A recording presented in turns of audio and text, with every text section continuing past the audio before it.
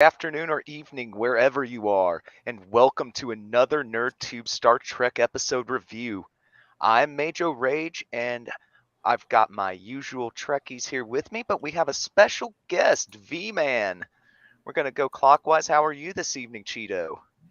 Oh, I thought you were going to say my special guest is my changeling form right here. So I'm being taken over by one of those parasites at the end of Star Trek Next Generation Season 1. So I'm good. I'm excited to talk about this. Excellent, excellent. Same here. Down below, V-Man, how are you this evening, sir? No, finer than frog hair, man. It's your world. I'm just trying to get by. We're glad to have you in it, sir. And to his left, we have Zam. How are you this evening, boss? I'm feeling very Trekilicious, my friend. I can't wait to talk about this. Then let's get right to it. This a lot to unpack this week, but at the same time, they didn't tell us a whole lot. Kind of expected that, but it's frustrating nonetheless. But it was a little too early for big reveals. They wanted to save it for the penultimate. Finally get the whole crew back together. I, for one, was glad to see that, but still an episode with some issues. Let's get some general overall thoughts about the episode, then we'll move right on into the blow-by-blow. Let's start with you, Zam. What were your overall impressions of this installment? It was Star Trek Air Force One, wasn't it? There were so many elements of Air Force One I felt in this fucking episode. You know, it really did. You know, even with 7 and 9 saying, "Get off my ship," at the end of the fucking episode. Oh my god. There was a lot in this. I'm really happy that Deanna Troi is come back and she's like playing a significant role. But Maria Sirtis, she really can't hone the tone of voice that made that Deanna Troi character, because she sounds like Maria fucking Sirtis and not fucking Deanna Troi. Goes, all right, mate, how you doing, geezer? You know, I mean, that's what she's fucking sounding like right now. You know, so that can be a bit off-putting hearing her original accent and not the accent that she used when she was playing Deanna Troi. Interesting moments, good. I mean, there's so many things I want to talk about as they happen when we do the play-by-play, but it was a good episode. It's exactly how I thought it would play out to a degree. There were some quite horrific scenes at the beginning of the episode, which I think some of the I think it kind of got forgotten by the rest of the crew, because a lot of people were murdered, slaughtered, and they seem to have just carried on like nothing has gone on. You know what I mean? And instead of everyone being all chipper and happy to see each other again, there should be a lot more mourning, in my opinion. But other than that, yeah, it was a good episode. Legitimate gripes for sure. V-Man, what were your overall thoughts about this episode? I liked the interaction between like Worf and Troy. The nods to like that relationship that they had at the end of TNG, which I never liked. I loved the comedic effect that Riker had. You know, when they're in the middle of being rescued by Worf, and it kind of painted his aspect of, you know, of kind of the change of Worf's persona, you know, from being, you know, kind of the aggressive to being the pacifist, and Troy's impact on him. I like that because I never even thought of that, but him seeing someone that at one point he was in love with, and that impact, like I really liked that. It kind of painted her in a better light than I have had the entire time. Post Nemesis, I'm not a Troy fan. I don't like her. I don't like that character at all. But this is the first time I actually enjoyed her being back on screen. The crew back together again, around the table.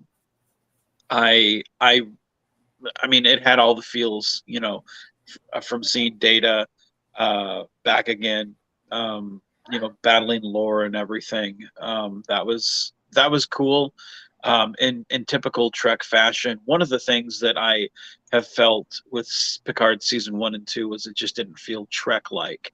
And this, even though I pretty much knew that it was going to go, kind of the way it was, like, oh, they're not going to kill Data off like that again. Like, we're not going to go for, dead Data round 3. It hit all the feels in the proper way. And I liked it because, I mean, all the life and energy was sucked out of Picard season 1 and 2. And this has just been very hopeful in a lot of ways, despite all the death on the ship, I feel. And Zam's right. There was a lot of death and destruction on the ship, but at the same point, there has been kind of that rebirth and re-energization. I think I mispronounced that word. Of what we grew up with, and I enjoyed that a lot. The chemistry between Geordi and Data, especially. So getting to see all that, everything back together again, finally, despite all the darkness, was really appropriate. It's kind of like in Star Trek 3 when, they go to save Spock. We finally get Spock back, but at the cost of seeing the Enterprise destroyed. It's kind of that same, you lost something, but you gained something back. That's kind of the feeling that I had here, So I feel that. And David being killed. What's that now? And David being killed as well. Yeah, exactly. Yeah, exactly. Yeah. I mean, there's a lot of parallels this season with the TOS movies, and I mean, that's not a slight at this season. That's not a fault at this season. I feel like they've done it appropriately, and I like it. Okay. Definitely good analogies and good points there for sure. Look forward to hitting a lot of that stuff in more detail when we come to it. Cheeto, what about you, sir? I thought this episode was okay. They're definitely kind of moving back towards the right direction. But I felt like I still, like I said last week and the week before, I felt like they've taken way too long to get to this moment. This doesn't feel like the final season of the Next Generation. This feels like the final adventure of the Next Generation crew. And I guess maybe I had my hopes too high that like there would be a lot more of the crew together. I was hoping that like by episode 4 that like the entire crew would be together. We'd have 7 of 9, Raffi, we'd have all that going on, and then but it's just one adventure. You know what I mean? And that's fine. But the Moriarty thing was a letdown. The lore thing has been a letdown. Like the whole, and I even called it when Data first showed up, we're gonna get we are now one. I am lore and Data and B4 and all the soon Data combined. And it's like, yay. And now he has feelings. Great. Can he feel my disappointment? Can you have some empathy there, Mr. Data? So I don't know how to put it. Like, I'm not the biggest TNG fan. You know what I mean? Like, so I like these characters. I do like the interactions. Finally having Maria Sirtis finally involved in this thing, beside on a Combox fan film type thing going on. Like that's all she's been. She's been on a screen the whole time. But she's being used as well. Like her abilities are taken advantage of, which is what I like as well. Really though, but with Marina Sirtis, do we really need her more than the Combox type way? Because I mean, is she really a talent? You know what? Actually, I've been watching through Voyager recently, unfortunately. But one of the things that I've learned from rewatching Voyager is that I feel like in Voyager they kind of let Deanna play a little bit outside of the Deanna Troi sandbox. In the couple episodes she's been in, like she's been true to the character, but I think they let her play a little bit. Yeah. And I think we're seeing more of that. And I think that this is a severe disservice to Maria Sirtis and the revitalization of her character, as well as Beverly Crusher. Let's be real. What's Crusher been this whole season? No, Jack, you can't do that. No, Jack, you can't do that. No, Jack, you can't do like. Well, in episode 1, she was Sarah Connor, so I mean, come on, man. I mean, there was Yeah, that. for like 5 minutes, but like, I can't. I know I'm breaking down like the whole my issues with the whole season, but it's just like it's all kind of culminating into this. I feel like this big letdown because now Lore's done. We don't know who Floaty Head is. You know, like Still don't. Won't who's know Floaty until Head? the I'm pretty end sure of it's next week. I'm pretty sure it's okay. Like I hate the fact that they do a cliffhanger, but they don't give us anything. You know what I mean? Like last week, it was like, it's time to find out who you are. At the end of this episode, let's walk through the door and find out who you are. Like, God damn it. Just pull the trigger and just tell us who the fuck he is. Because I swear to God, if he's not the next Messiah of Star Trek Christ, I'm going to like lose it. Okay, look, I got a quick theory on that, by the way. But before we go to that, Ginger Greek said, episode 8, did they make you blow your loads or blow chunks? Both, actually. You know, Simultaneously. Yeah. But I think personally, he's used as some sort of secret weapon to get by, maybe but maybe there are ways of finding out if people are changelings or not, and him not being a changeling and then being this sort of super weapon that can control other people as well to commit crimes. Was he able to do that? You're welcome, son. I think that's what his purpose is. But this whole Red Door stuff, you know, I was getting Batman Forever vibes from it. You know what I mean? With the fucking with the book, with his dad's journal and shit like that. So instead of a red door, it was a red book. But yeah, that's the sort of vibes I was getting. It'll be answered next week. But I'm very happy that Deanna Troi, having her Betazoid abilities, is coming into play in this episode, and so we're seeing her skills being used. And you know, all these years she's like, you know, she's like top tier counselor now, not afraid. She's gone through the fucking ringer through the entire series and through all the movies. And I'm happy that we're getting something out of her, you know, instead of just being fucking, you know, a miserable wife for Riker. So yeah, it's good. The thing I think that has worked about this season so far is in the Next Generation. A lot of the times we saw these, you know, whether it's Geordi or Data or Worf or Picard, is they were larger than life people. You know, you have, you know, like from Best of Both Worlds or Iborg or Inner Light. You know, they went through these events and they're larger than life people.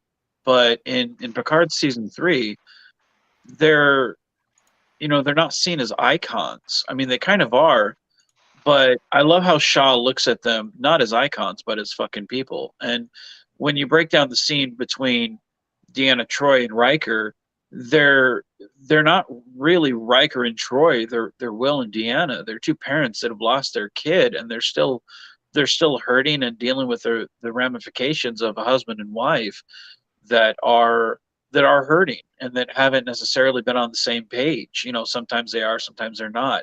And that's a very realistic thing. And when you get to Geordi, you know, last episode, and you know, he's lost his best friend. He's not really dealt with that, or he's tried as best as he can. You know, these are real life issues. And that's the thing that I think that this season has really done right. Like I said, I'm not a big Deanna Troi fan, but I feel like with this, like when she reaches across the table and touches Beverly's hand, you know, that's not really old school Deanna and old school Beverly, but that those are two mothers that are reaching out to each other and understanding each other in a way that I think we kind of really needed that 15-20 year gap to get to that point. You know, I'm related to these characters in a way that 20 years ago I wouldn't have. You know, I find that really interesting, you know. I think that the emotional type scenes are the things that Picard does best. For all the things I dislike about the series, those types of moments have pretty much always, I've felt, delivered. And Yeah. kind of the thing that I was hoping to see out of the series, and that was people to get to, you know, really flex their acting chops. Yeah. Well, one thing. Oh, I'm sorry. Go ahead. I just want to say one thing is, like, did they they never once mentioned that the fact that they have a daughter as well, and I just feel that like they are a family, so to speak. You know, it's not just about between Will and Deanna. They have a kid, a kid who's still alive, and they never brought her up once this season, which is kind of surprising. No, They they did. mentioned her They did one this They did? time though, but Okay, it's if just they the did, then once. it went under the radar for me because I feel like it should be brought up more than once. I Yeah, agree. It should have been Absolutely. brought up more than once. One thing it was brought up. I think Cheeto brought it up. Maybe I'm misremembering. But that kind of a lot of nothing has kind of happened this season, or it's kind of been a slower pace. I would kind of argue. I prefer this season's pace as opposed to like go back to season one, where you had that one episode in the middle of the season where Picard's in an eye patch and he's got that stupid accent where he's they go down to that planet where everyone's kind of cosplaying as whatever, and Picard's in the eye patch, and it's laughably bad. It's kind of a filler episode, and there's the thing about this season is like nothing's been filler at all. And I kind of agree, like Moriarty was kind of a letdown. I feel like lore could have been used a little bit more, but at the same point we've only got 2 more episodes and then the season's done. Do we really need to drag that on, or do we kind of just need to get to the point of Go That's ahead. what I'm saying. I Though. They want- waited so long to get to Yeah. this point. Is my Yeah. issue? Like we should have had everybody together. Episode 1 should have been Riker and Crusher, Riker and Picard. Next episode we should have roped in like Worf and Raffi. Next episode should have roped in Geordi. Like by episode 4, yes, it can be a longer adventure, but it's like I feel like it's like the first 4 episodes, yes, was like Crusher, Riker, and Picard fighting Vadic in the nebula and all that, and it's just like they've taken so long to get to where we want them to be that now we're going to enjoy 2 episodes with everyone together. I would have much rather have them gotten everybody together in the first quarter of the season, and then the rest of the season is kind of all this back and forth bouncing. Like that's like the Avengers. Like if the Avengers got together like in Endgame, you know what I mean? Like the Avengers never got together. We only saw them kind of in passing in Avengers and Avengers Age of Ultron and then Infinity War. But then in Endgame, all the Avengers, and I'm not counting the Guardians and bullshit like that. But it's like I'm talking about like the core members. You know what I mean? But here's a perspective. Here's a counterpoint to that. In the Next Generation movies, we waited at 2-3 years between each movie, and we got an hour and a half between for each movie. At which were arguably decent at best. I think First Contact, me personally, I think First Contact was the only really actually flat out great movie. All the other ones were arguably decent at best. Again, that's a taste issue. So we have with 2 episodes left, we have a little bit more than a Next Generation movie left. So we have more than First Contact, Generations, Nemesis, and Insurrection. So we have a Next Generation movie left in the last 2 episodes. So I feel like they have the proper send-off for the Next Generation crew. I know that more is coming, I believe, with like a Star Trek Legacy type show, I think is what they're doing. I think that was announced on Star Trek. Starfleet Academy. But it's not. That wasn't announced. The only one that's been announced is Starfleet Academy. Everybody is calling for Star Trek Legacy. Okay. Or that's at least the rumored project's name. Okay. Like with Seven and Shaw and the Titan and all that other stuff. But just to counterpoint what you're saying is that, however, we have had 30-year gap between the last Star Trek movie and maybe not 30 years in real time, but in Star Trek time, there's been like a 30-year gap between the end of Nemesis and now. So we have had a lot to catch up on and figure out with people. So for them to take 4 episodes to kind of bring everybody together, I don't think is unreasonable. I think it's unreasonable to take 8 episodes to bring everyone together, because now you're looking at 3 Star Trek movies just to bring everybody together. And now in the last 2 episodes, we're supposed to just have that interaction between all these characters for a Star Trek movie, as you used that at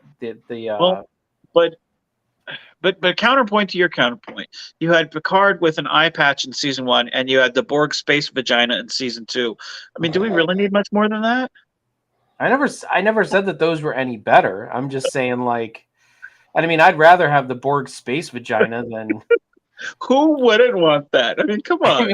Come on. Okay, guys, let's read some comments and then let's get to the play-by-play. Oh, demonetized. So Ginger Greek says, Certis, damn you people butchering. So damn you people butchering my people's names. Well, I'm going to start calling them Maria Clitoris if you keep going on like that. Daniel Vance says 80% of marriages end in divorce following the loss of a child. Totally understandable because your partner reminds you of your kid. Number one cause of divorce is marriage. Oh, God. Hello, Mr. Systems. Top of the evening to you, the Irish viewer. Salutations, Mr. System. Daniel Vance, how you doing? And finally, Daniel Vance says 90 minutes of the movie lends tons more to CGI for a series budget. You have to choose your episodes when spending your CGI budget. And just to add to that, Vance, as well, that because we've already had 8 episodes already, there's no need for like introductions and introducing characters because we can just go straight into it with episode 9 and 10. Anyway, Major Rage, let's get this play-by-play going, my friend. We're already 21 minutes in. Yep, I'm going to blow through the play-by-play to provide us the most time for discussion. Stop me at any point if you've got something that you really sticking in your craw or you want to point out. And well, you're here for First Contact Day, Mr. System, and that's way more important. Post. All right. Yeah, but happy belated. Okay, sorry, Major. I apologize. No need to apologize. Got a shout out to our viewers. So we start off with Vadic lighting her cigarillo on the bridge of the Titan. Honey Bun. It's Captain Honey Bun. See, I need you to remind me of this so I can. B-Man, you've seen Pulp Fiction, yeah? It's Captain. Just one time. Captain Frozen Bun is what it is. And she was the lady with Tim Roth in the cafe in the beginning. Pulp Fiction. Captain Vadic, the changeling woman. So we call her Captain Honeybun because that's what Tim Roth was calling her in Pulp Fiction. So yeah. All right. Yep, inside joke explained. So Vadic begins cutting off the lights and Geordi begins to try to disconnect data lore. She next shuts down the comms, then locks the doors, getting a bunch of the straggler crew not on the bridge of the Titan brutally murdered by her men. Jean-Luc, I'm actually kind of torn about this part because, like, I part of me is like, they're just being violent for the sake of being violent, but then at the same time, I'm like, yeah, but they're changelings, so they don't really have any regard for solids. You know, it's like Loki says, what quarrel does an ant have with a boot? You know, like these changelings don't care that they're killing solids. So it's like, I'm almost like, wow, they're just. It almost feels like shock value, but at the same time, I'm like, no, I think this is in a darker type, like in a darker type Trek vibe. I think this is how changelings would treat solids. You know, I'm on the fence about it. Like, there's a writer's perspective, and then there's just for being just for shock value, and then there's. Well, kind of, yeah. I could see the changelings doing that if they had more of a darker tone in DS9.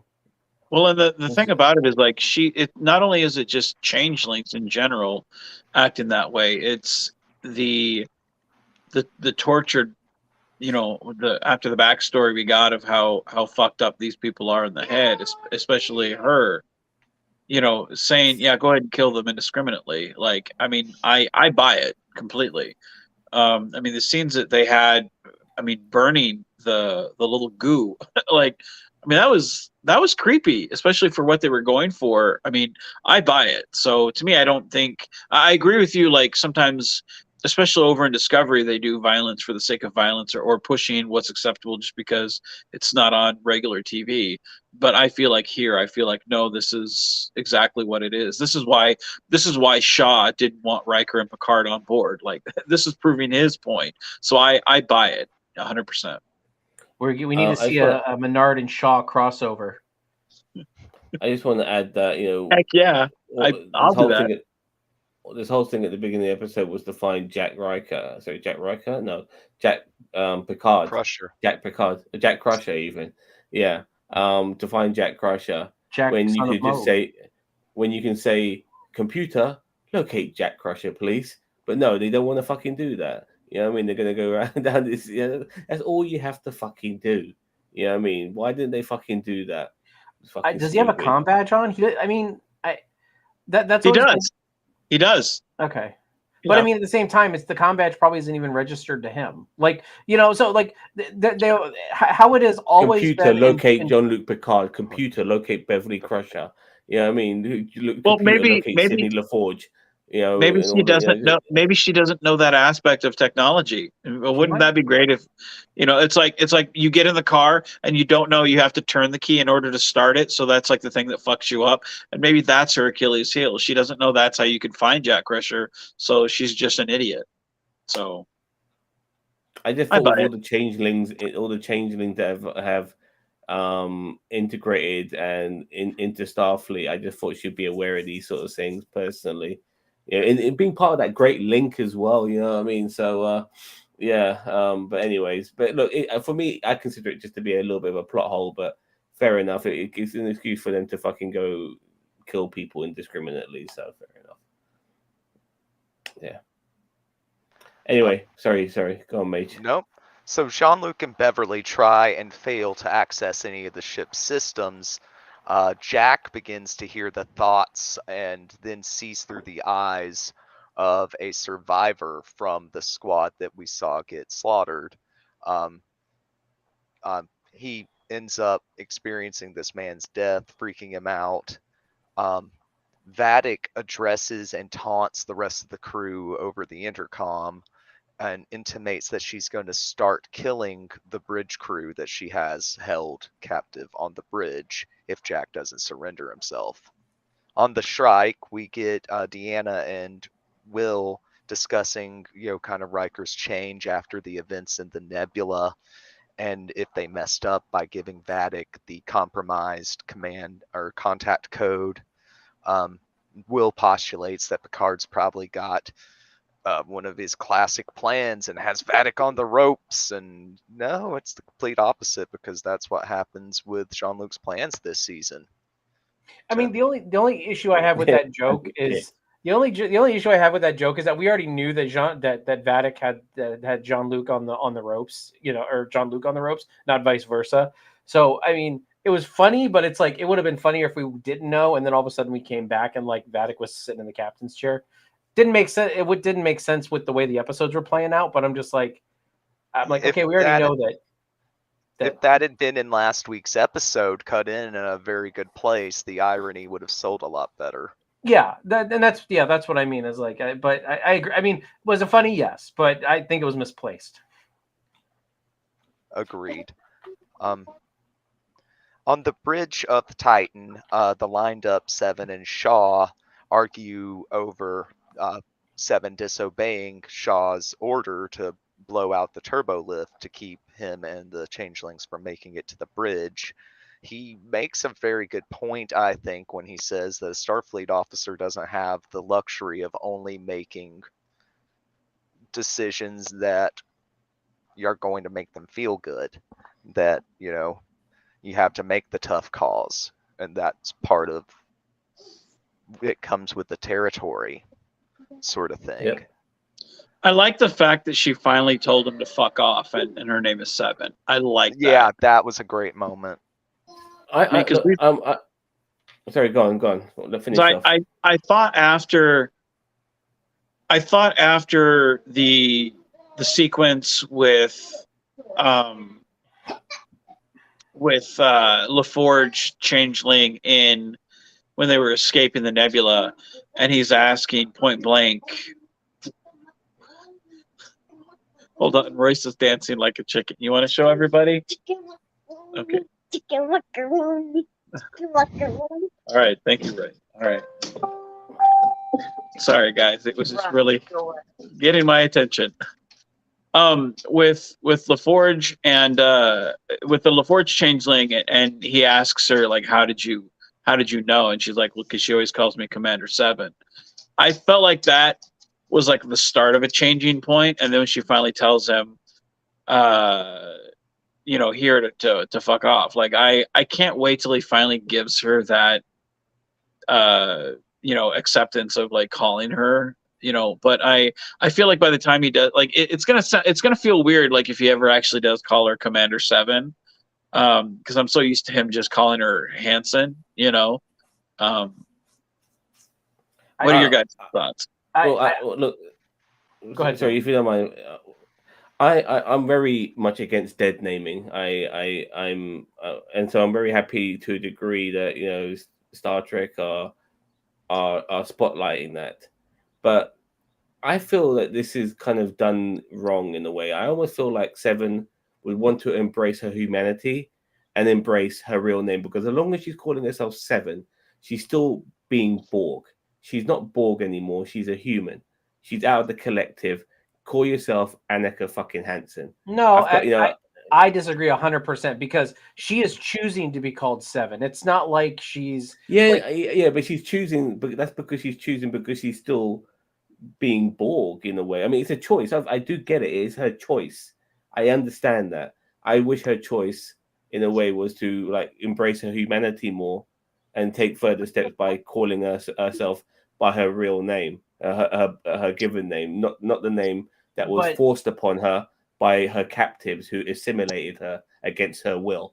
Yeah, but at the same time, I really feel like that if that's what she chooses to do, I feel like that is her choice. You know what I mean? Like, I really feel like that's a non-issue here. Is like the more issue is Shaw being a dickhead, which is what I was going to say. I think Shaw's just going to be a dickhead and call her Commander Hanson no matter what. I agree. Shaw is being a dickhead by calling her that, because that's not what she wants. But I wish the writing was done in a way that that Seven would, because she's been out of the collective now for what, 30 years or more. And in season 2, when she lost all her Borg implants, I wish they kept it that way as a progress of who she's becoming. So it's not reverting back to instead of like giving her all her Borg implants to get her back and keeping things the same. I wish it never did that. It would have been further progression of her character. So I'm in a way. Yeah, go on. Sorry, go on.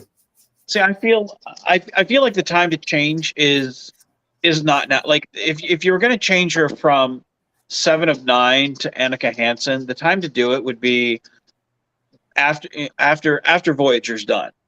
Like when you start Picard over, in season 1, because you have that time jump, and that would be a way to explain and have it be like, when after Voyager, when I'm with the Space Rangers, I took my human name and I don't want to be Borg. I don't want to do any of this stuff. I don't. Hey, Royce, shh, please. You're a little loud, buddy. Okay. Like that.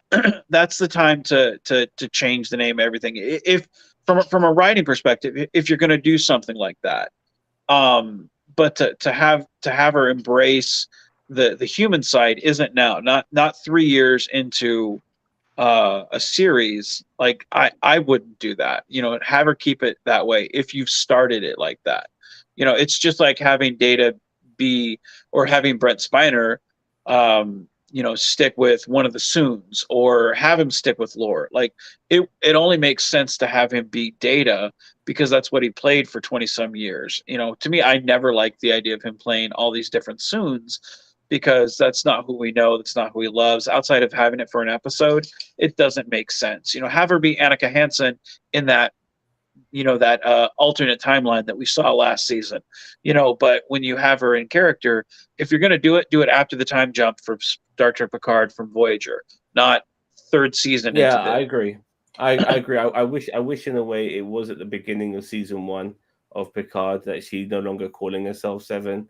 Yeah. But yeah, I mean, as I said, I would have been okay if they would have went to the Titan and they said, oh, it's Commander Hansen. And it was, and she's like, well, with the Federation, I've decided to turn over a new leaf, and I've decided to embrace my human name.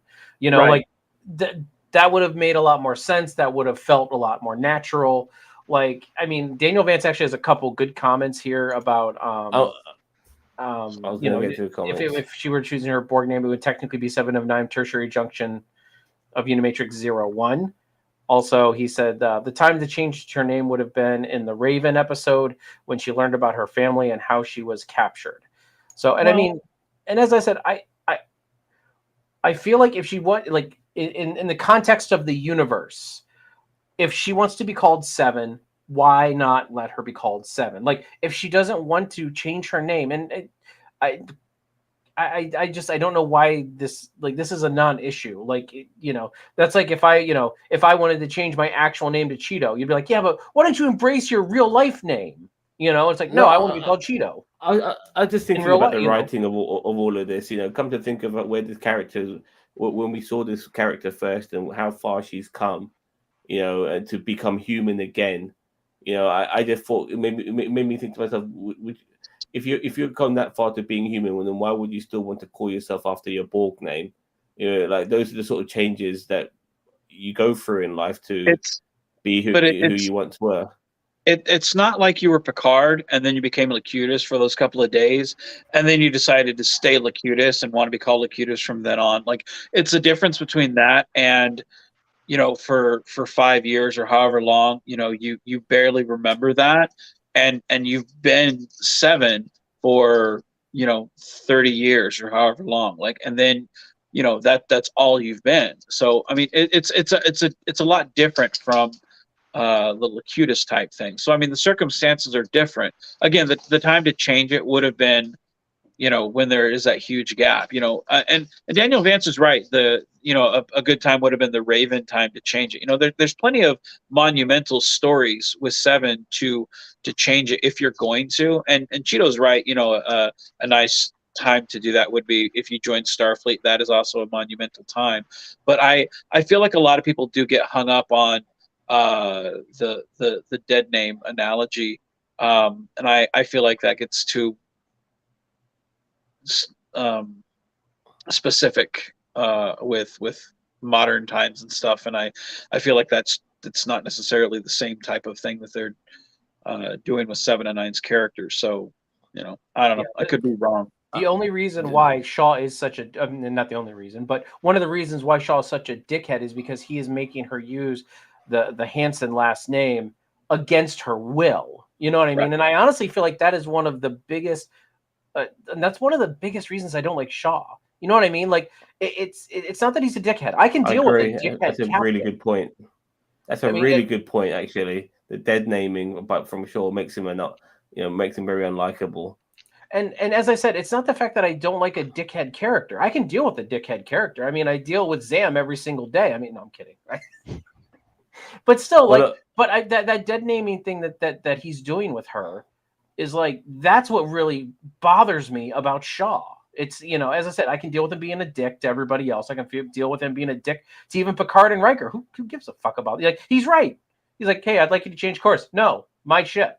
Fuck off. You know, like, file a report. You know, I can deal with that. But him basically not chastising. What I don't know what word I'm looking for, but like basically telling Seven that she has to use her human name is fundamentally wrong. He's taking his frustrations and feelings about the Borg out on her when she was not there. She was out in the Delta Quadrant at the time of Wolf 359. Yeah, but her only crime is having been assimilated as a child. Yeah, she is part of that universal collective, though, isn't she? So she's there, but she's not there, if you know what I mean. In a sense, it goes to show how much of a bigot he is in that regard, you know. And it's yeah. Okay, just a couple of comments here, and then we can get back on our way. Alex Story World, who was with us last week when we were talking on our actually earlier this week, said stay tuned for tomorrow for Vince McMahon on Creative Sun Force promo opening during SmackDown. Everybody's unhappy that Vince McMahon's back. You got people on, sorry, just to tangent a little bit, you got people on WWE websites writing 5 Vince McMahon. It's beautiful. Nobody wants him back. And did Zam say Vince McMahon is 7? No, Vince McMahon should be severed. All right. Anyway, let's continue. Let's let the host of the year do his job. Yeah. My job is to facilitate discussion, so Vatic gets on the comms to make her ultimatum. If Jack doesn't show up in the next 10 minutes, she will begin executing a member of the bridge crew every 10 minutes thereafter. Jean-Luc and Beverly stop him from going, and then he tells them about his abilities. Sydney confirms them, and they begin to formulate a plan to use Picard's override codex to regain control of the ship. This was a really cool scene. Yeah, they have to use his abilities to do so. So he takes over Mura on the bridge, but he's caught by Vatic right before he can hit the confirmation key. She reveals that she knows it was Jack. She knows about his powers. She begins questioning Esmer, and then Mura, trying to pick which one she's going to kill. Tell me about someone who loves you, she says. We get the reveal that Mura has a son, but he refuses to ask Jack to come to the bridge because, in his words, he's Starfleet.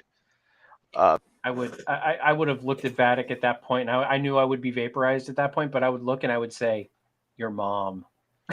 Was that dude who was under the influence of Jack? Was he Bajoran? Because he looked like he had Not little ridges and. No. And He is had Bajoran. earrings. Yeah, he is Bajoran. He has the earpiece and the ridges, but I think he might be mixed race because his ridges were not very prominent. I just think they've dialed him down. There was another Bajoran that was in an episode, and it's they called said that, Ro Lauren. You know what I mean? And her yeah, ridges stuck out. Rose ridges were really dialed Really? down too. They were Okay. barely there. Yeah, I think she just didn't want to deal with the prosthetic.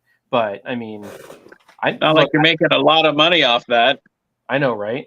But yeah, no, I feel like this was a good opportunity for them to bring up the prophets or something, like just like a good callback to like Deep Space Nine. I think Jack is a Pa Wraith or a prophet. Like I because those red eyes and the fact that he's seen shit. I personally, and the fact that he can It's control very other cool. people. I think he's possessed by something. Like There is a lot of validity to the Pa Wraith, especially with the changelings being involved in Deep Space Nine, and they say that Picard season 3 is like a spiritual sequel to DS9. Well, we have the changelings involved, yes, but we also have the Pa Wraith. I just feel like that we need more. I don't know. We need more context. We need the last 2 episodes is not going to be enough time for us to get the full scope of what is going on. I'm sorry, it's going to be rushed and crammed in. Exactly. Yeah, Jack is Space Jesus. He's human Ducat is what he is. Oh, fair enough. All right, mate, let's keep going, mate. So she puts the phaser to Esmer's head and moves it suddenly and executes Tavine instead. Which there's gonna be a lot of people upset about that. A lot of people like her on the interwebs. Mate, they don't even know who the fuck she is, man. She just happens to be a Vulcan who's bold, and I thought, yeah, we like that. You know what I mean? Because she had more character than most of Discovery's side characters had. No, but the point is, if you're going to kill somebody off, then that's the sort of person you do kill off to a degree. Somebody who you probably thought might have gone the distance to a degree if they were going to end up doing a Titan spin-off show, because she would have been somebody on that show. Unfortunately, she's been future endeavored. All right. So Seven says it out loud so the people hearing over the intercom know what happened. Vatic starts the countdown over again. In their cell, Riker and Troy discuss how we'll shut down after the death of Thaddeus, and how Deanna used her Beta Z abilities to try to shoulder a portion of his grief, and how he felt violated, his agency taken away. They end up making up, but they decide that they want to move away from their home and the country planet they live on. Nepenthe, exactly. Yeah. So I do want to bring up the fact that I feel like I don't know why this is happening right now. Like I feel like this is something because their son died a while ago, and I get like everything seemed okay when Picard showed up on Nepenthe in season 1, and I get it. It's season 1 of Picard, like it's all a wash, but still, like I feel like they're kind of doing like almost a retcon. Like this is like I feel like it feels like this should have been going on for a while, and in season 1, it did not give the impression at all. Now I get it, like oh, guests are here, so we have to act good. You know what I mean? But it's like I felt like that this is kind of almost like a retcon of season 1's Nepenthe, where it's like you're 100% right. Well, also something else to consider after the events of Picard season 1, and they lifted the synth ban. Like it kind of makes you think about things of the past, thinking that okay, they could have done something with their son's disease or whatnot. Like it kind of just makes you rethink of some things, and that could take you to some dark places, kind of regressing back to the past or whatnot. So it could have opened up some old wounds after they lifted the synth ban. So I mean, things could have been hunky-dory, and they could have thought maybe they moved past some things, but after the synth ban was lifted, maybe Riker and Troy regressed. So I mean, to me it's not much of a continuity error or a soft reboot per se with that one aspect. So to me, there's no real continuity error. It's just after the synth ban was lifted, they kind of looked at things and were like, man, things we could have saved him, and they kind of just regressed back. The same way some relationships are flip floppy. Daniel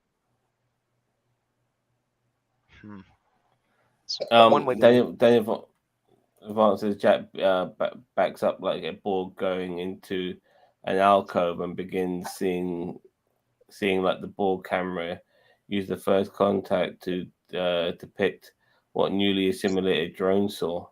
Yeah, it looked very like fish. What is it? The fish lens or whatever? Fish eye lens?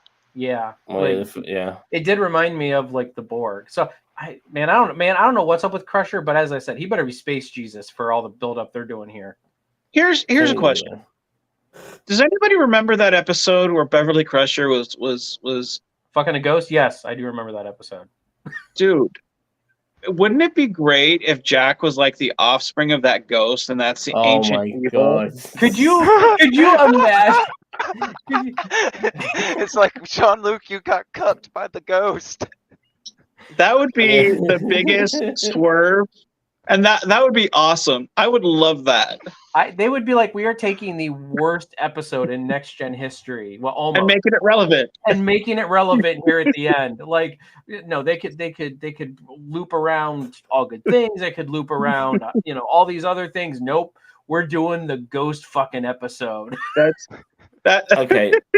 Now, as much as I like that theory, and I really wish it was true, the only thing that goes against it is the fact that Jack is too young to have that be the case, unless when you're being fucked by a ghost. 35. I know. I'm about to get to the fact that the actor is in his 30s, but he's playing somebody who's in his 20s. So, but technically, he stop, Rufus. Seriously, stop, buddy. But I mean, technically, the spirit was there. Everything was. I mean, all they needed was seal the deal, Jean-Luc, and that's now you got that ancient evil shit. I mean, hey, I'm there with you, Terry Metalis. If you want to, write the story, I'm there, and it's I think go for it. The ghost was just culminating in the uterus until that's it. There. They needed that. It. Yeah, they needed now that. we need Beverly opening the fridge and Zool. That's oh no. Babies are born when they want to be born. To any generation, it's known. Yeah, that's how it works. All right. So Will and Deanna get rescued by Worf. The Worf Deanna reunion's a little bit creepy to my mind. They Riker's back on screen, so we No. immediately have more jokes out of Riker because he's comic relief this season. It was the best scene. What are you Yeah, I was talking about? just gonna say Creepy. that. I mean, that was probably my favorite scene of this whole episode, besides one coming up later. It was great. Like he's sitting there wooning over Deanna, actually making her relevant to like, why is she in here? Get rid of her, dude. She's relevant again. That's awesome. Like I want her to be relevant sooner. Is what I wanted. like Riker saying, is this a rescue mission or is this part of the torture still? Like, right? Yeah, No, that was funny. It plays I like that really line. well. It played really well for sure. I'm just saying, I'd be like, dude, stop talking to my wife like that. Yeah, thanks for rescuing us, but back the fuck off. Will and Worf cross the universe. Be like those the two Odd Couple. Those two need their own buddy cop show, man. That's great. It's great. They're like Section 31. We're more than that. We're more than double that. We're Section 30. We're Section 69. For fuck's sake! What the fuck? All right, please just keep going. Okay. Sorry. On the Titan, going, Sydney says that they'll need an AI with over 90 million operations per second. Super Ooh, I wonder convenient what number. that's all about. I wonder who we can find that has that exact Yeah, I know, processing speed. We know where it's going a mile away. We go to where the data lore unit is. Picard proves to Geordi that his identity is who he's claiming to be by insulting Geordi's taste in wine. Nobody seems to like Picard's wine, do they? I think that's the running joke is that everybody hates it. Everyone hates his fucking wine. Man. It's probably so salty about it. He's like, here you go. Here's a bottle of my Chateau Picard 69 or whatever. Yeah, like it was. Oh, thanks very much. Thanks very much, John Luke. Put it next to the other four. So he talks Geordi into lifting the partition despite the danger to Data.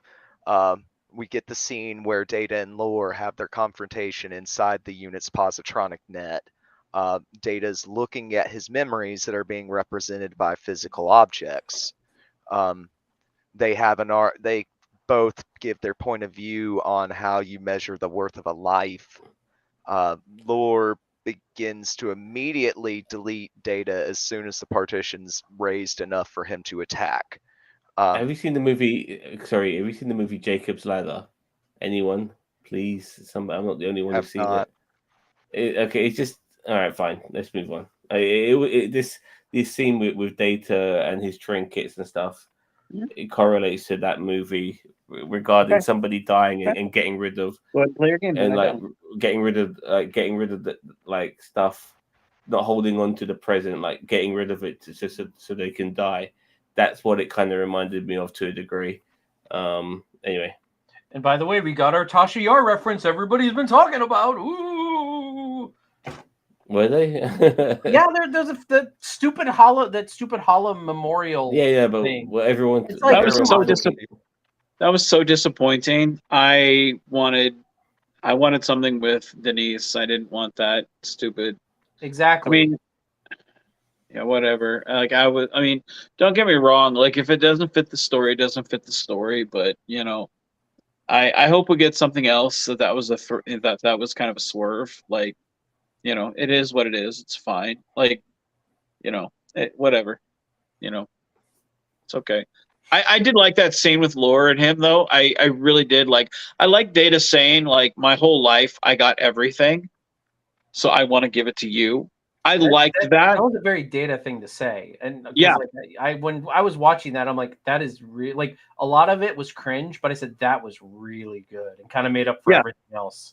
And Lore, like for a brief moment, I think that kind of reached him, where he's like, dude, fuck, man, that's wow. Selfless. It's like all I've ever wanted. You just admit it. Yeah, and selfless is who Data is, by the way. So we've seen he's willing to give up his life for to help his fellow human. So to help a human being, not a fellow human. And then 5 seconds later, he's like, "Gotcha, bitch." Yeah. Well, and the thing is, like, I think in that regard, it makes us remember why we loved Data so much. Like, I hated the fact that he sacrificed himself in Nemesis, because I think we all kind of sat there and picked apart Nemesis and was like, dude, there's 3 different ways you can get off the ship. Why are you dying? Like, this is your Spock dies in Wrath of Khan moment, and you don't need to die. Why are you doing this? But this right here, this is why we love Data, because he shows us the best part of humanity. And I didn't see that at all in Nemesis, and the sacrifice he made, I felt like it was in vain. That's not why I love Data. I love Data because he reminds us of what we really are inside. I think that's why people love Spock so much, is because he made us think. And this right here, it reminded me so much of that hope that we love about Star Trek. And he, even at the end, knowing how lore is, he did the right thing. And that's what humanity is all about. It's about doing the right thing, even knowing the cost at yourself. But then, like you said, even knowing that, he's like, I got you, bitch. You know. Yeah, he's like, yeah, just me. Thanks. These are all the things that are me. Now you're me. Yeah. But it was a great scene. I loved it. You know. No, it was good stuff. For the most part, Cheeto's right. There were some lines that were a little cringy. Yeah. If I can may add, in a way, I mean, I know you haven't completed this bit in your play-by-play, but in a way, I wish that android remained as lore, but had been enlightened by Data. I would have preferred that, to tell you the truth, because Data is supposed to be fucking dead. And he keeps fucking coming back alive, like fucking Harry Krishna and all this shit. You know what I mean? It's like, just and I 100% agree. Being enlightened would have been much better. It would have been a gift for Data that he once again sacrificed himself to help his brother. It would have been brilliant. But in my opinion. But then again, the flip side, then you would have had Data dying yet again just for something else. Like, you would have had Data die 3 times. Like, I think it makes the most sense to have Data come back and to have him join the crew rather than. I mean, I see it from both sides. So I think in that regard, like, what makes the most sense for a next generation send off, and to have it be Data, because I agree with what you're saying. It does make a lot of sense, but when you look at it in the scope of telling the last supposed next generation story, having it be Data does kind of make the most sense in that aspect. So yeah, but I agree 100% with Zam, and I've said this before in our reviews, is that the fact of the matter is that Data has now died. Like, Data has died like twice, like, and as honestly, I did not mind the death in Nemesis. I mean, he sacrificed himself for Picard and for the crew. And honestly, as cringe as a lot of Nemesis is, that's kind of what Data, and honestly, like, they use B4 as a cop out. Like, let's be real, B4 was it. Like, they should not have had B4 in that movie, so that Data's sacrifice felt more impactful, because, like, there's no backup. The B4 was like his like Spock and McCoy going, remember, that's what B4 was all about. It cheapened it. It cheapened it. It did. And then at the end of Picard season 1, with all the issues that had, I thought it gave a good send off to Data. And it's like, that's why when we did this whole thing, I was hoping it was just lore. And you're right. Like, I agree with Zam. I kind of wish it would have been Data's, like, program was kind of in there, but it was like, Data kind of influenced lore in a way that turned him into some kind of, like, an amalgamation, because we knew that's where this was going. Like, we knew that this was coming to the point of an amalgamation between lore and Data and B4 and all the Soongs and a partridge in a pear tree. That's all this ever was. I knew that's what it was going to be the moment they said, oh, everybody's in there. Okay, so we're going to get our, like, fusion moment where they all become one and they're all a new entity. He's not Data. He's not lore. I'm me. And it's what? Like, okay. So I kind of wish it was just lore, because at the end of the day, every time Data comes back, it cheapens his death.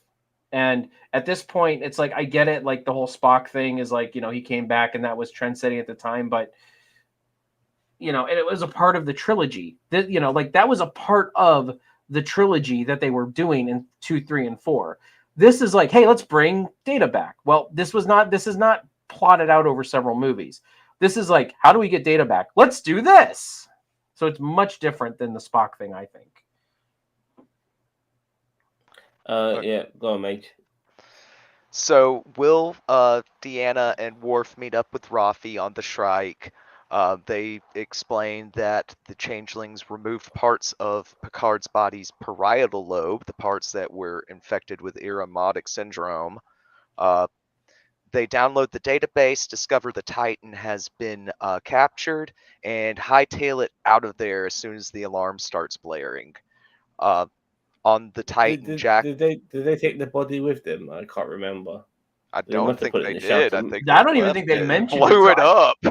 Yeah, they just blew the ship up with Picard's body on there. I wonder if Picard's going to be a little upset about that when he finds out. Like, you No, blew me up. because they never beamed back. They came back on the shuttle. So there's a possibility that they It's might have probably taken the body. the body's probably on the shuttle, but they just haven't Yeah. mentioned it yet. I mean, you're probably right, but still. So on the bridge of the Titan, Jack arrives right before Vadic executes another crew member, and he's got a device that looks like a thermal detonator. Yeah, I would. it's Yeah, proper I thermal saw that detonator. too. Return of the Jedi shit going on there. Bosh. Yeah. Jean-Luc Beverly and the LaForges watch the monitors that are showing that Data is losing the conflict within his mind. And we know this because of red and blue dots. Yeah, but red's bad, Yeah. blue's good. So inside, it seems like Data's giving up, but as we've discussed before, it's him outsmarting his brother, and they have this fusion moment for better or worse. By the way, the body double for Data, like when he was hugging himself, I was thinking, what the fuck? I mean, like Brent Spiner's hair is not that white at the back, and then you got this dude he's hugging who's supposed to be Law and vice versa to Data. And that's also a callback to TNG. Bad body doubles. But yeah, it's so terrible, authentic, so fucking terrible, man. Anyway, so the body starts moving in the real world. He starts reactivating ship systems. Once they talk to the shuttle and explains things, Data starts addressing the ship, insults Vadic, calling her a monologuing protoplasm. Rafi inexplicably fights changelings whose body can turn into a gelatinous state with slashing weapons. She's such a fifth wheel in this, Rafi. She's such a fucking fifth wheel in this season. I liked it, but I liked it, but I agree with you. Like, if these weren't changelings, it would have been cool. But I'm like, they're changelings. Like, when they shoot them, unless they vaporize them, they're just shooting holes in the changelings. Yeah, and there's 4 of them as well. Like, they should be able to make easy work of Rafi and her blades. I mean, like, she's not even doing it right. Worf keeps having to correct her form. Yeah, right. I like Rafi though. I'm sorry. I like her. I don't think she's the greatest written character, but that's the thing. I want to like Rafi. I just feel like they don't know what to do with her.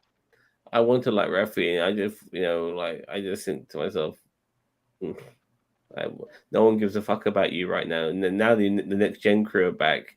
You are pointless. You're useless. I feel like she gave Worf somebody to pal around with in the beginning, and kind of pass that torch on. I mean, obviously Worf is such a great father. He forgot all about Alexander, so he's not palling around with him. So he's got to have somebody to see him. What's that now? I would love to see Alexander in this season. Dude, so would I. Like, but I mean, whatever with that from the writers. But I mean, it gave him somebody to hang out with in the beginning, but you're right, as it kind of went on, they kind of,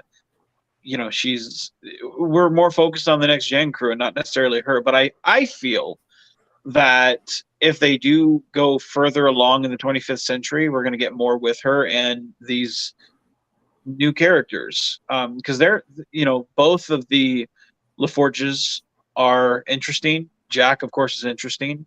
That Titan Bridge crew, I care more about them than I do any of the Discovery Bridge characters in the fourth season. And I don't know any more of their names than I do the Discovery Bridge characters. Me and Zam had to make it our personal mission in season 3 and 4 to learn a bridge crew member's name every episode. We had to seriously sit down and we had to try to remember their names every episode. Yeah. And we're we've got to learn these names. 4 seasons in, and we still don't fucking know their names. What got fucking flashcards. I know one of them. I know one of them's name is Bryce, but I don't know which one. I don't know which one's Bryce. Bryce was the dude. And there's Reese, I think, and Owo. And Owo is the only one that stands out just because she's got a unique name. And what was the name of cyborg eye lady? Ginger. God, I forgot her name. The knockoff 7 and 9 looking lady. Yeah. Detma.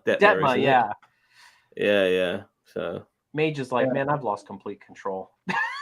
I never have control of this stream. Let's not pretend like I do. Come on. Well, luckily it's Good Friday tomorrow, so yeah. I've got to make extra. It's Good Friday. Is that where I have to eat bacon or something? I don't remember. Eggs. Dude, let's not talk about meat. I haven't eaten meat since the 27th, and I can't eat any meat until the end of May, until the end of April. So I can't talk about meat. So I shouldn't really whip out this bacon burger I'm about to eat. No. Son of a bitch. Taunt the poor man. Dude, oh my goodness. I'm so craving it. I drive by Burger King every day on my way to work, and I'm just like, I so want plant-based Whopper, huh? I did. I had that, and I was tempted. I was tempted to get that chicken one that you had the other day when you did a taste test. But they don't have that here. They only have the Impossible Whopper, which is good. By the way, maybe you got an admirer. I see that. That's very flattering. Hey, we all want to take him home, so right. That's the only reason we're doing this podcast. Yeah, we only show up because Mage is going to be here. So that's it. None of us care about Star Trek. We just want to be with vegan. Vegan. God thankful. No, I didn't go full vegan. Because the Mona made a soup the other day and it had beef broth in it. No, I didn't go full vegan. It's just I'm not eating meat because it's the fat and the cholesterol and all that shit. I'm just eating healthier. No red based meats. No, just cutting out the meats for a month. And eating more soups and vegetable stuff like cauliflower, nuggets and whatnot. That's all. But it's only for a month, and then I'll go back to other shit. But I've noticed. Ask me where I work now. Yeah, thanks, Daniel Vance. Yeah, I work at a meat packing plant, sausage factory. So it's ironic. You changed jobs? No, that's where I work. Is it really? Yeah, I worked there for autobiography. Then I did not know that. I always thought you worked for a trucking company because you always had horns honking and it's the forklift. That's the forklift. Yeah. Oh, okay. I've just been just eating healthier for a month because I noticed my cheeks were like real puffy and fatigue and everything, and just cutting out meats just in the week and a half that I've done it, or 2 weeks now. Yeah, just about 2 weeks. I've noticed a few pounds difference. My face is I've dropped a considerable amount of weight in my face, which kind of makes me wonder how fat my head was before, but no, I'm not going full vegan or going fucking not so crazy. What'd you say? I said, look at my head. My head's really fat. We've always said you big head, fat head. But anyway, just the last couple comments here. That person also says, "Can I kidnap him and make him my love bug?" So, Mage, better watch out. You gotta Yeah, he or she is yes, coming you can. for You can kidnap him and make him your love bug. Yes, you can. you. Ginger Greek says, "You're damn right. Mage is king." Nick, that's the asking where it works. Ginger says, "Nice. I can give you some recipes on Friday's stream." Oh, which hell I'm yeah. And then Ginger says, "Zam is a fudge packer and V-Man is a meat packer." Shit just got erotic. Yeah, I'm Match made pro in heaven. sodomy, baby. Pro sodomy. Anyway, you can call me the sodomizer. All right. Yeah, man. So we get the reveal what Jack's plan was. His thermal detonator is a portable shield, and they space the changelings. This is stupid. And it's This is also stupid because how did Jack at this particular point has no idea that they're gonna be able to connect up with data for a start. And if that's the case, once they're up there, they don't need to create some sort of fucking spaceship, some sort of shield force field. They can just transport them off the fucking into space. You know what I mean? Was I the only one that when Jack hit that thing and the little shield thing went around them, I was getting mad vibes of Attack of the Clones and those robots. Battle droids. Yeah. Roger. Yeah. Waiting for the Roger. The battle droids. Yeah. Yes. Activate ray shields. You know what I mean? That's what it was. Hey, Royce. Yeah, so. Wave high, Royce. Yeah. Hi. See ya. So 7 releases Shaw and the rest of the bridge crew. Shaw gives the order for 7 to give the order. Hold on. We saw Honey Bun, because you guys haven't been calling her Honey Bun, but I'm going to stick to it. We saw Honey Bun getting jettisoned into space. Yeah, we saw her getting jettisoned into space. She says something like "fucking solids" or something. They threw in like the F-bomb. You have to have an F-bomb here and there now in today's Star Trek. But honestly, that F-bomb felt better than the one that Picard gave earlier in the season. I was like, that one with Vadic, I'm like, that's what I would say. Like if I was standing there on the bridge and they were opening up the hatch doors or whatever, evacuation doors or whatever, that's what I would be like, fucking solids. Like it just shows the disgust with them. Like, really, you're gonna space me? That's so small brain. Hold on. First off, fuck that scene. You got to tell me that their emergency hatch is the front of the bridge where their view screen is. So all day, everybody's looking at this screen that just opens up and you can all get sucked out of all day. Do you know how much anxiety that's got to cause you? To be like, we're looking at this already thing that looks like glass anyway, that you can just, if somebody bumps into it, whoop, right out but they open up from there. Like, dude, fuck that. Anyway, that's all. That's all. And then but she goes into space, she becomes a fucking icicle, and then she smashes against her own ship, and then like a wine bottle in the Enterprise B, baby. I was getting vibes of like Terminator 2 when the T-1000 yes turns and like breaks into little pieces. I was hoping that her little pieces would end back together. Come back, she ends up near the back of the spaceship, melts and comes back together, and she becomes super changeling or whatever. And no, that doesn't happen, unfortunately. Like all the changelings come together and they're like a giant, like a Stay Puft Marshmallow Man. That's Stay Puft Marshmallow Man. You know what? I would forgive everything of this season that was bad if they came back as a freaking giant changeling Stay Puft Marshmallow Man. We need the hat and all, like, and the same smile too. She could pull it off. And I have to say, like, even though a lot of people are liking Shaw, he's becoming more, more and more irrelevant as the season progresses. Like, fuck. Well, we knew that. Every person in this season has become more and more irrelevant, except for the TNG crew. We knew as the TNG crew filtered in, 7, Raffi, Shaw, obviously, because he's brand new. Like, they would become irrelevant because a TNG crew is going to take over everything. I knew that going in. I accepted it. I would love to see more of, and I know Seven's kind of held her own a little bit, but that's because she is technically a legacy character on top of, everyone else. Honestly, I feel like she has more to do this season than she did in Picard She's season not technically. She is. Well, There's no technicality. I wouldn't say he's irrelevant. I would say the world that they had built up the world that they had, and now they're just shifting the tone of what they're doing. I mean, when it comes time to doing the ship, he's going to be the one in charge. I mean, I don't think he's irrelevant at all. They're just not focusing the story on that. So I don't think it's the fact that he's irrelevant.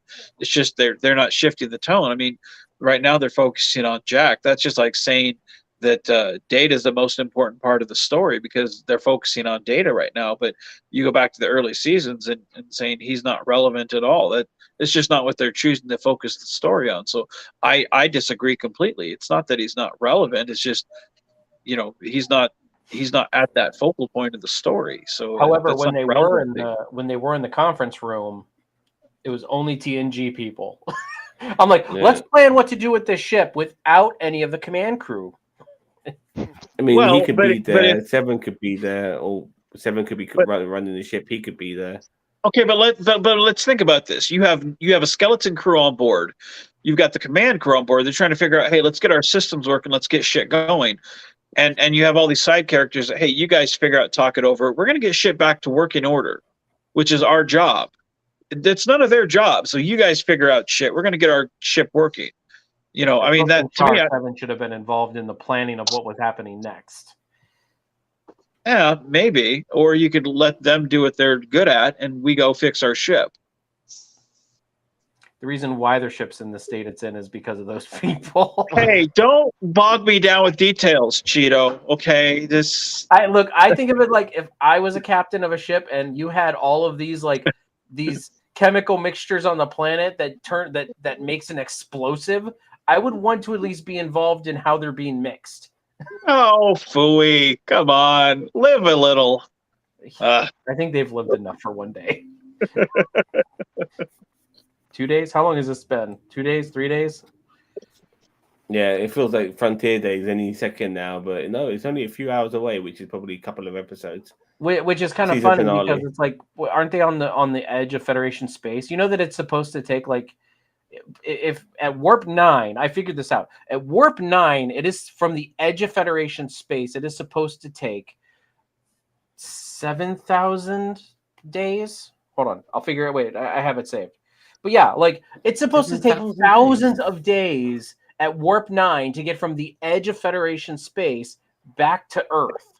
Unless you're meeting God. In that case, it's a couple of hours. So, yeah. I mean, they're doing the God trip. And, you're going to the center of the galaxy. Yeah. Yeah. You can just bypass that, That's it. That's it. Come on, man. Trek logic. Trek logic, man.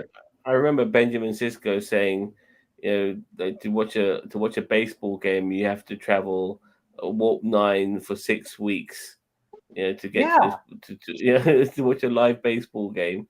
So Federation is 8,000. The Federation is 8,000 light years across. So let's just, for simplicity's sake, say that. See, here's the problem. Okay, so here's space. If you go from here to here, that's Earth. But if you go from here, you got to go down, and there you go. See, that's what it is. It's 3-dimensional space. So I know my box doesn't give the example, but you got to go down, not across. So that's the way it is, Cheeto. So don't think about it. Okay. Yeah. No, I understand that. But you realize that the Milky Way galaxy is actually somewhat like it's not flat. It's not like everything's lined up flat. It's not a pancake. It's kind of a pancake almost. It's disc-like. It's fluffy and kind of it does have a bit of it's not a paper. It's got a bit of girth to it, but it's still and it's not like an irregular galaxy where it's all just clusterfucked all over the place. Yes, here's what's happening. It's spinning, so they have to stop, and it spins to them. So that's what's happening. They're stopping. Yeah. Galactic speed is faster than warp speed. So that's what it is. Is it faster or slower than ludicrous speed?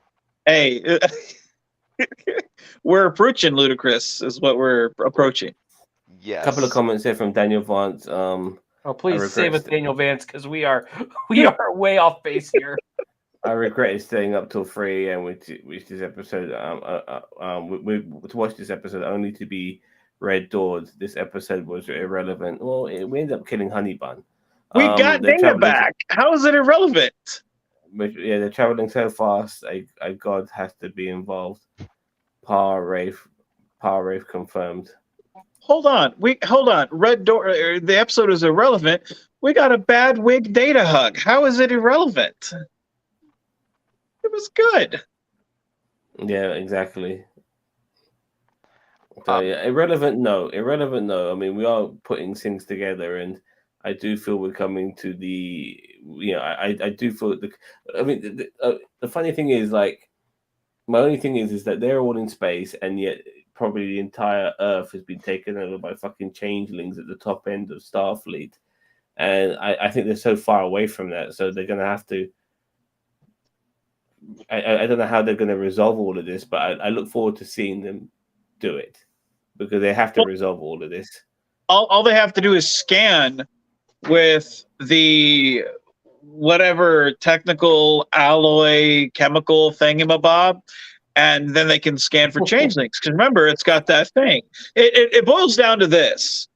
It's just like I tell Frank whenever he's like, well, how are we going to solve this? I'm like, doohickey. He's like, doohickey. Right, gotcha. And that's a technical way to be like, it doesn't matter. And that's what they did this season. It's like they put that one technical aspect in, so that's all you really got to do. And the episode is, we got to scan for this, and then all the ships will do it. And that's what they did. They wrote themselves out of the hole that they painted the corner that they painted. So I figured it out. Okay. So across the Federation is 8,000 light years. To get across the Federation at warp factor 9, it would take 10 years, 355 days, 17 hours, 31 minutes, and 51.1111 seconds. So divide that in half because, Sol's technically like the center of the Federation for some reason. So you're taking 5 years to get from the edge of Federation space to Sol system. I'm just saying, they're not going to make it. Nope. See, hey, Royce, show them how fast warp speed is. Show them how fast. Here, come here. Show them how fast with your hand. Show them how fast warp speed is. See? Oh. See that? See? Damn, that is fast. That is fast. Quit putting complete and ethical logic into my equations. See? That's it. Okay, May, please continue.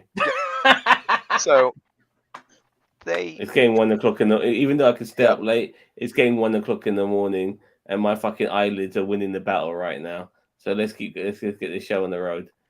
Yep. So Rafi finishes off the stragglers. We get Worf critiquing her sword form. Riker brings more jokes. Why didn't she just shoot him like Worf did? By the way, like cutting them up and stuff. Knife them. Yeah. Got one last attempt to make Rafi seem cool. But Deanna sits as this great darkness and on the ship. Surely it's Jack. At the data room, Bev welcomes Data back, and he kind of explains, a little bit of exposition. We get a touching scene between Data and Geordi. We get some more of the exposition. Data uses contractions and makes a joke. I like that bit. He goes, Geordi goes, Data, you use a contraction, and Data goes, No, I didn't. No, I didn't. And I thought that is just brilliant. That's just brilliant. And the funny thing is, I wish, as I told you regarding how I feel regarding 7 and 9 and her evolution, I almost wish that this evolution we got with Data happened a long time ago. Like it feels like what we're getting with Data now, this version of Data should have happened maybe during the course of the movies, when he got the emotion chip and stuff like that. Because I feel like we've reached this spot with Data, the character Data, way too late. Cheeto CD, baby. Yeah, that explains a lot.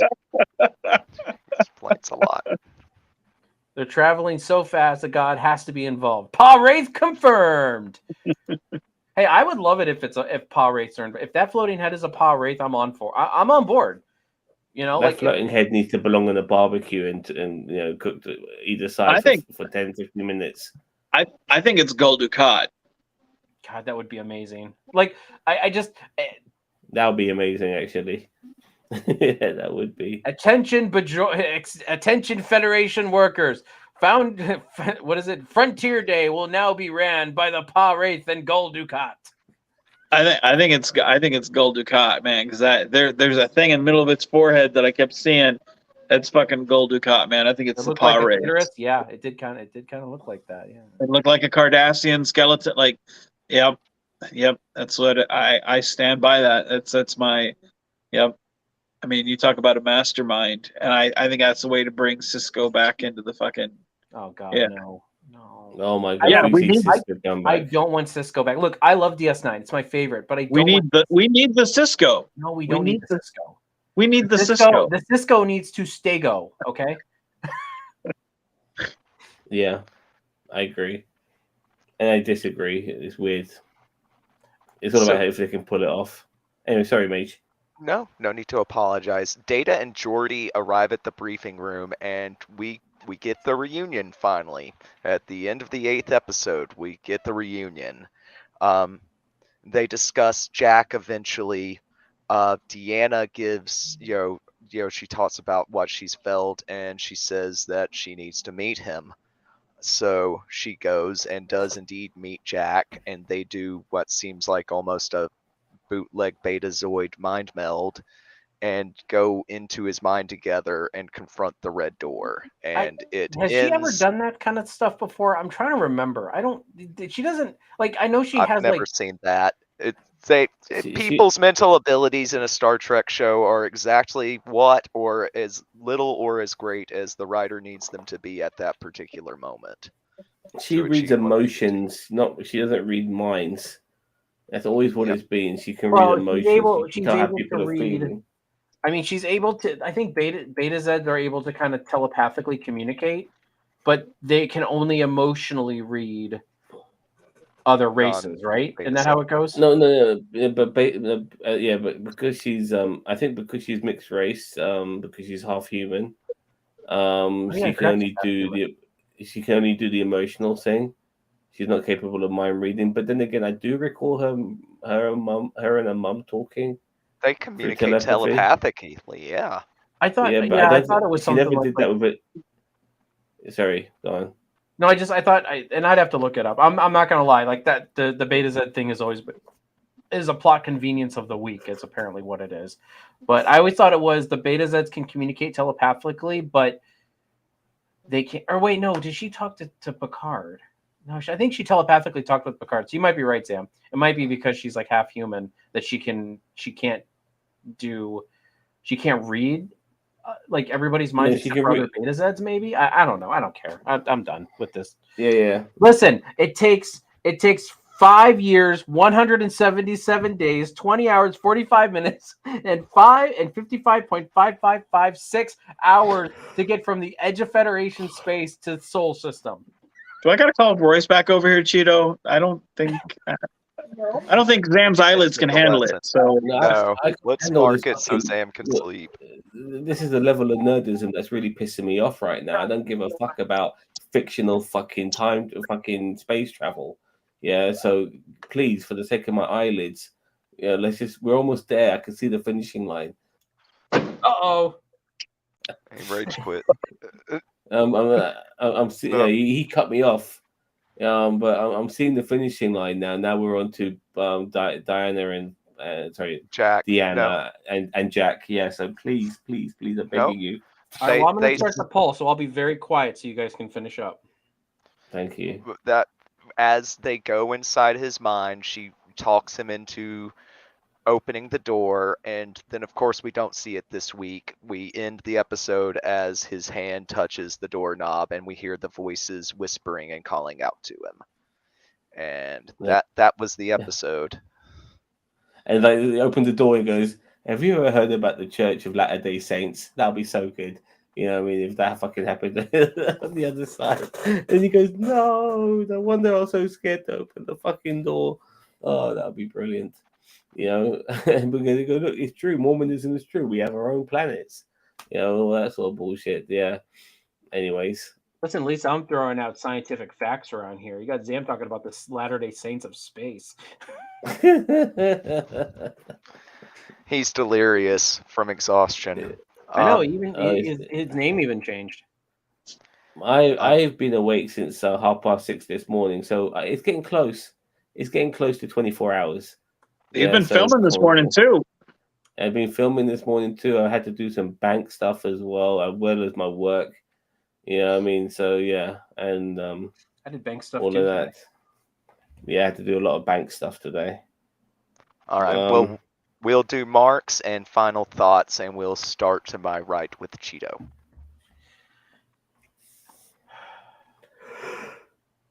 Seven. Okay. Higher than I expected from you. Okay. All right. Vance, your mark. I'd say probably 8.5. Get fucking 0.5s. I hate 0.5s on things. I'm like, either you pick a 9 or an 8. Grow some hair on your nut sacks. Next week, Cheeto's name will be no 0.5s. Oh, Cheeto's so aggressive recently. Oh man. Oh, It's that. That's quick. Well, that 0.5 is quicker than your warp speed, Cheeto. So. All right, I'm gonna give it. I'm giving this episode a 7 as well. I'm gonna give it a 7 out of 9. All right, Ryan. All right, Ryan. I'm gonna go lower. I'm gonna go 6 out of 10. Just it did some things right, but to a large extent, it's too little, too late. And the Jack Red Door stuff, I don't care. I feel like it's jumping the shark. Well, just so you know, the chat says that it's that they picked 6 or 7 out of 10. So, Mage, we are in the right, and I think Zam too. Zam was a 7, I think. I picked 7 out of 10 as well. But you know, as I said, you know, I'm not sure if you catch the reference here, but Vance, but I said after like maybe episode 2, episode 3, this is Star Trek Picard, Secret Invasion. It feels like it's following the Secret Invasion storyline for Marvels, but the changelings are the Skrulls, you know, and all of that. It's kind of funny because we're going to be getting a Secret Invasion storyline from Marvel, you know, in a couple of months, and it's going to be all of this shit all over again, but not in space. So, yeah, I'm now officially talking with my eyes closed. Well, that's been our review and discussion of Star Trek Picard Season 3, Episode 8. It's pi. Daniel Vance says, I'm giving this episode a rating of pi. It was around a 4, and I just want it to end. Daniel Vance has become a real hater recently. I'm not sure if you noticed. He's like, he watches it all, but he's not necessarily satisfied. He's probably like the most honest fan that there is out there. Like he watches it all, takes it all in stride, and gives. Is like that why he likes us so much? I mean, like, you know. Because we can't. I mean, like, I say that Shaw's a dickhead, and that's only because, you know, this channel kind of relates to Shaw. So, like, we're the Shaw. We're like the Shaw of YouTube. We're like raging dickheads. We're some of the nicest dickheads you'll ever meet, though. That's right. We're lovable. Yep. And we hate the Borg. So, want to thank everybody in the chat. Thank you for joining us for this review. I want to thank my co-hosts, Cheeto, Zam, V-Man, our very special guest. Thank you guys so much for being here. If you've enjoyed this video, please consider giving it a like, hitting the subscribe button. We talk about all sorts of media here at NerdTube, of topics ranging from sports entertainment to Final Fantasy. We've got all sorts of Marvel, DC animated universe. Everybody's to Zan's room. Cue the techno. Pump up the jam. Pump up the jam. No, but yep, he's getting delirious, so we're gonna sign off, folks. You've been watching NerdTube, the best channel that you've sort of, kind of, maybe heard of. We'll Live see you long and tomorrow, by prosper. the way. Yeah, see you See you tomorrow. Our tomorrow. chat. Where Please we Yeah. will, show where up. we will chat about everything, including